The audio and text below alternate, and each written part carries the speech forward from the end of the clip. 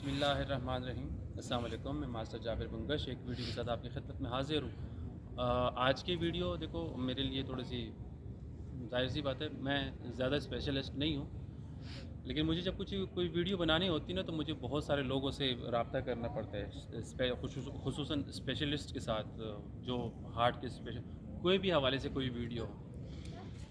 اچھا، heart attack کے 8 علامت ہے جو کہ مجھے پتہ چلا ہے، تو میں وہ آپ کو بھی شیئر کرنا چاہتا ہوں کہ اگر خدا نہ خواستہ کوئی ایسے علامت آپ کو ظاہر ہو تو فوراً سے آپ نے نا کیا کرنا ہے، کس طرح مطلب اپنے اسپیشلسٹ سے رابطہ کرنا ہے، کنسلٹ کوئی بھی ڈاکٹر وغیرہ وغیرہ کسی جو کہ مطلب یہ اسپیشلسٹ ہے۔ اچھا، اس پہ خود بھی کیئر کرنا بہت ضروری ہوتی ہے۔ سب سے پہلے یہ ہے کہ آپ کے سینے میں درد ہوتا ہے، عجیب قسم کا، کوئی مسئلہ نہیں ہے لیکن پھر بھی درد ہو رہا ہے، مطلب کچھ زیادہ کچھ کھایا بھی نہیں ہے پھر بھی درد ہو رہا ہے، تھکن کا محسوس ہونا، اور اسی طرح پھر بے چینی کا محسوس ہونا، اور ساتھ میں کھانسی، بہت زیادہ کھانسنا، اور آپ بلا وجہ میں کوئی گلے میں خراش بھی نہیں ہو رہی ہے، کچھ آپ نے کھٹا بھی نہیں کھایا، کچھ زیادہ ٹھنڈا بھی نہیں کھایا، اس کے باوجود آپ کو کھانسنا، اس کے بعد پھر خامہ مطلب بلا وجہ کے چکر آنا۔ اکثر ایسا ہوتا ہے کہ ہم اچانک اٹھتے تو ہمیں چکر آنے لگتے ہیں، جب چکر آنے لگتے ہیں تو پھر وہ جی چاہتا ہے کہ تھوڑا سا ہم بیٹھ جائے کہیں سکون کے ساتھ۔ پھر اسی طرح پھر دوسرا جو ہوتا ہے وہ بھوک کا نہ لگنا۔ دیکھو، بھوک کا نہ لگنا یہ بہت بڑا مسئلہ ہے، کیونکہ اس کی وجہ یہ ہے کہ ہمارے جسم کو بہت ساری چیزیں چاہیے ہوتی، جب ہم اس کو پرووائڈ نہیں کرتے تو پھر وہ ہمارے ہڈیوں میں سے وٹامن ڈی سک کرتے ہیں، پھر وہ ہماری ہڈیوں میں سے وہ اپنا خوراک پورے کر لیتے ہیں۔ ساتواں، جسم کے مختلف حصوں میں درد کا ہونا، صحیح ہے۔ اب وہ آپ نے کوئی وزنی کام نہیں کیا، کوئی زیادہ رننگ نہیں کیا، آپ نے کسی کے ساتھ لڑائی نہیں کیا، ایک دن میں ایسا ہوتا ہے نا کہ اچانک بندہ کوئی کام زیادہ کر لیتا ہے تو اس سے ہوتا کیا ہے کہ پھر وہ دن میں جسم میں مختلف حصوں میں درد ہوتے ہیں۔ مثلا آپ کو میں ایک کرکٹر کے بارے میں بتا دوں کہ وہ اچانک 2-4 مہینے بعد بالنگ کرنا شروع کرتے تو رات کو تب آتے تو اس کے بازو میں درد ہوتے کیونکہ اس نے آج بالنگ زیادہ کی ہے۔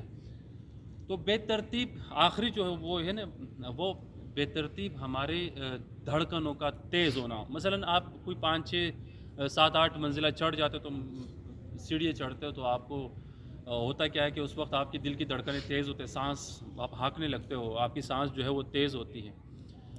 یہ آپ 8 منزلہ نہیں چڑھے پھر بھی آپ کی دل کی دھڑکنیں خواہ میں تیز ہو رہی ہیں۔ تو یہ جو میں نے 8 علامت آپ کو بتائے، یہ دل کے مطلب جو ہم اس کو آسان لفظوں میں دل کا دورہ۔ اچھا، ہارٹ اٹیک اگر 40 سال سے پہلے کسی بچے کو 40 سال سے پہلے کسی بندے کو آ جائے تو پھر وہ تھوڑا سا میجر اٹیک ہوتا ہے۔ 40 یا 45 سال کے بعد اگر کسی کو آ جائے تو وہ ان کو 1-2 چانس دے دیتا ہے۔ اسی طرح پھر سٹنگ کا ڈلنا، پھر وہ بیٹریوں کا ڈلنا، پھر وہ سب چیز۔ اس کے لیے بہترین چیز یہ ہے کہ دیکھو، آپ نے بادی چیزیں نہیں کھانی ہے، تھوڑا سا جاگنگ کرنا ہے، تھوڑا سا واک کرنا ہے، اپنا پسینہ نکالنا ہے، دھوپ پہ رہنا ہے۔ یہ میں شارٹ آپ کو جو دیکھو میں نے آپ کو ایک معمولی سی بات بتائی کہ دھوپ پہ رہنا ہے، اگر اس کے اوپر مجھے لیکچر دینا پڑے تو مجھے کم سے کم 1.5 گھنٹہ چاہیے ہوگا کہ میں 1.5 گھنٹہ آپ کو بتاؤں کہ وہ دھوپ کیا کیا کام کرتی ہے ہمارے جسم کو۔ بادی چیز مثلا گوبھی، بڑے کا گوشت، چنے کی دال، رات کو دودھ، یہ سب جسم کے اندر گیس پیدا کرتے ہیں۔ وہ گیس جو ہے پھر ہمارے جسم کے اندر گردش کر رہی تھی، وہ بھی جو ہے نا وہ ایک باعث ہارٹ اٹیک باعث بن سکتا ہے یہ چیزوں کو۔ تو ان چیزوں کو اگنور نہ کرے، کھانا جب کھائے تو کھانے کے فوراً بعد تھوڑا واک کرے۔ اچھا، اکثر لوگ کیا کرتے ہیں، سست، وہ کھانا کھا لے، پانی پی لے اور سو جائے۔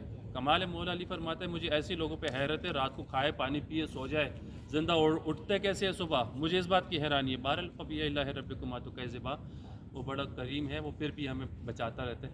تو ان چیزوں کا خیال رکھیں، انشاءاللہ بڑا فائدہ ہوگا۔ اللہ حافظ۔